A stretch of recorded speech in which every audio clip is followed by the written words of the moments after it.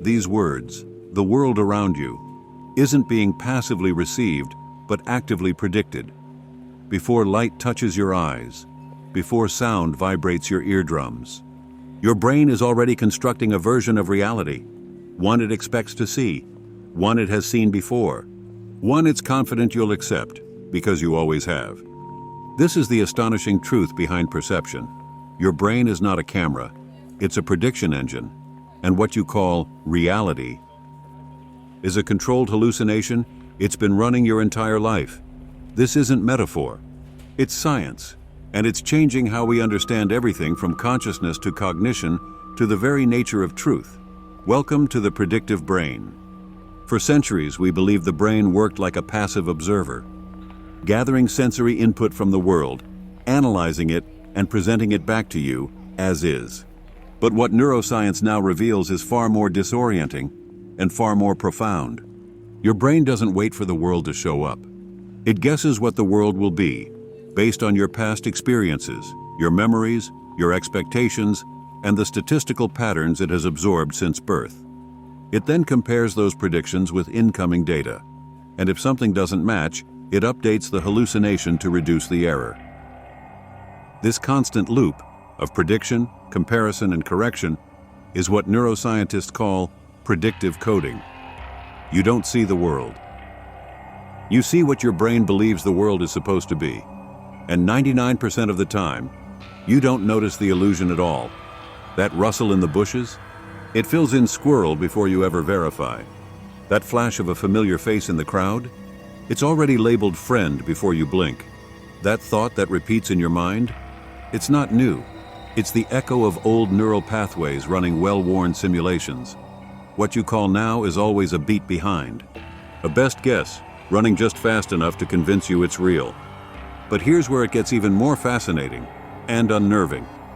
Yourself, your identity, your I, may also be a prediction. The voice in your head, the sense of continuity, the feeling that you are the one steering this mind and body, all of it may arise from the same predictive machinery. The brain predicts who you are supposed to be in this moment, and you, unaware, step into the role like an actor in a script you didn't write. The predictive brain doesn't just simulate the world, it simulates you. So the question is no longer just, is what I see real, but am I real, or just what the brain expects me to be? This is where neuroscience meets philosophy, where perception becomes metaphysics, where hallucination and reality blur into one seamless experience.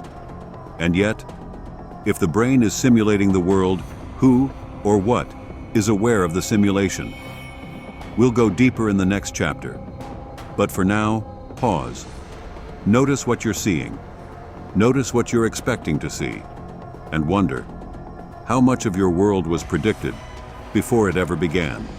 To understand the predictive brain, we must first dismantle the illusion of objectivity. You were taught to believe there's a world out there, concrete, stable, measurable, that your senses collect information, your brain interprets it, and voila, reality. But neuroscience flips that on its head. You don't just interpret sensory data. You generate the experience of the world based on prior probabilities. Your senses feed raw input to the brain, but it's the brain that decides what should be seen, heard, felt. And it does so based on a constantly evolving internal model, a mental map of the world built from memory, context, and expectation. It's not passive reception, it's active construction. Even vision, your most trusted sense, isn't really about light hitting the retina. It's about the brain predicting what those light patterns represent, then filtering out what doesn't match the expected pattern. Ever walked into a room and swore you saw something, only to realize it wasn't there? That's not a failure. That's prediction at work. Ever misheard a word in conversation, only for your brain to correct it based on context? That's not confusion. That's your model filling in blanks like autocorrect for reality. And what happens when the brain predicts poorly? Hallucinations, delusions, cognitive distortions. Even trauma, reliving past events, is, in essence, a predictive loop where the brain keeps inserting the same threat model over and over, regardless of present reality. The implications are massive. In conditions like schizophrenia, the brain's prediction error system malfunctions. It assigns too much significance to irrelevant stimuli. A passing shadow becomes a threat. A random sound becomes a message. In autism, research suggests that sensory data may be prioritized over prediction. The world becomes too raw, too unfiltered, too overwhelming. In depression, the brain may predict negative emotional states before they arrive, and in doing so, reinforces them. The expectation of sadness shapes perception, and perception feeds the expectation. A self-fulfilling prophecy, not of mood, but of reality.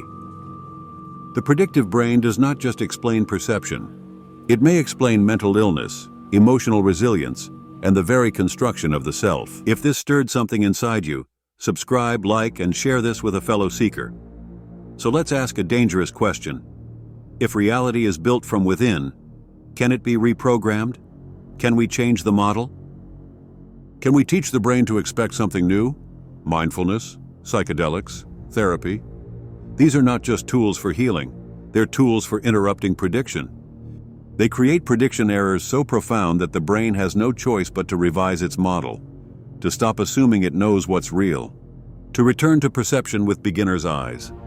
And in those moments, rare, fleeting, lucid, we glimpse the world as it is before the story, before the self, before the simulation.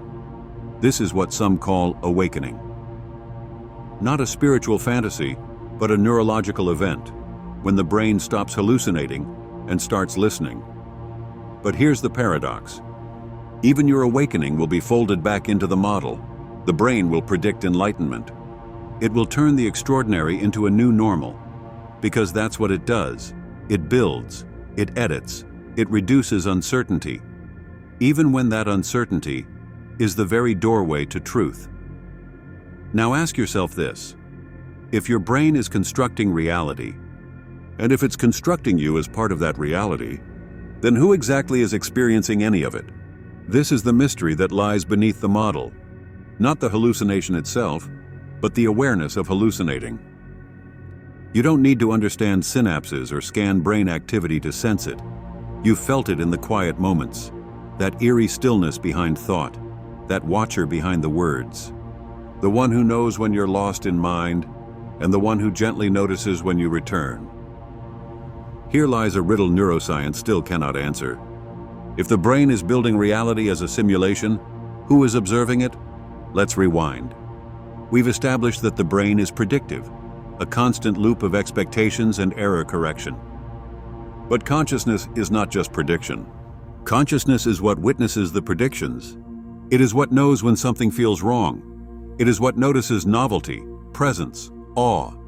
Even in lucid dreams, when the model breaks down, some part of you knows, this isn't real. Who is that voice? Who holds that knowing? Some theories argue that consciousness is just an emergent property, a byproduct of complex prediction loops. That if you simulate enough internal models, one of them will eventually include a self-model, and that model will think it's conscious. But others suggest something more radical. That consciousness isn't inside the brain at all, but that the brain is merely tuning consciousness, like a radio, shaping the frequency but not creating the signal. If this is true, then prediction isn't the source of awareness, it's the filter, the screen, the veil.